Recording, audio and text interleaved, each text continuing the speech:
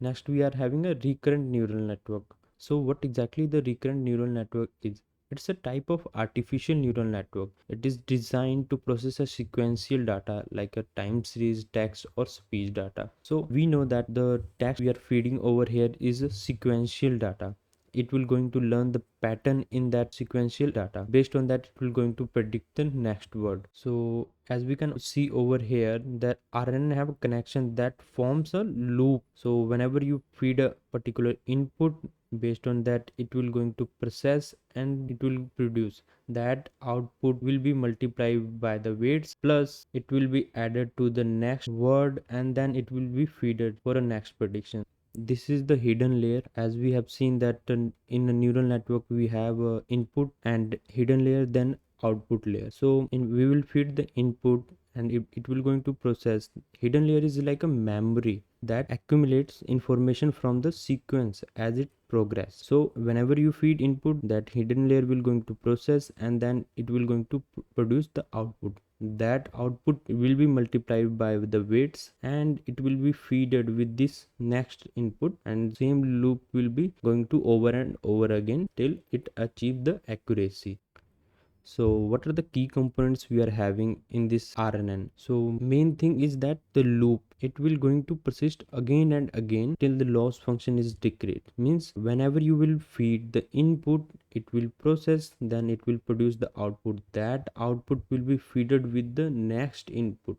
This is the main feature of the RNN. And the one thing is the hidden state. Hidden state represents the network's internal memory. The hidden state is updated based on the current input and the previous hidden state. So two limitations we are having in case of RNN. One is a vanishing gradient problem and exploding gradient problem. It happens when dealing with the long sequence. These issues can make it difficult for a network to learn effectively. What exactly the vanishing gradient and what exactly the exploding gradient?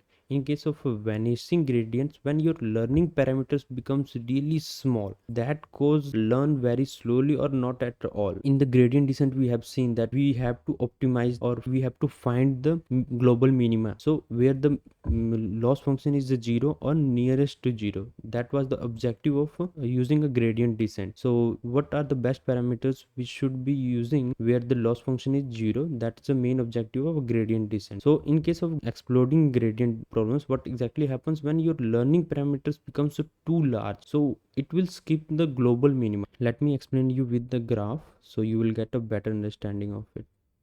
How does gradient descent work smartly? That it will take a larger step during when the loss is quite large. When loss is nearest to the global minima, it will take a smallest steps. Why?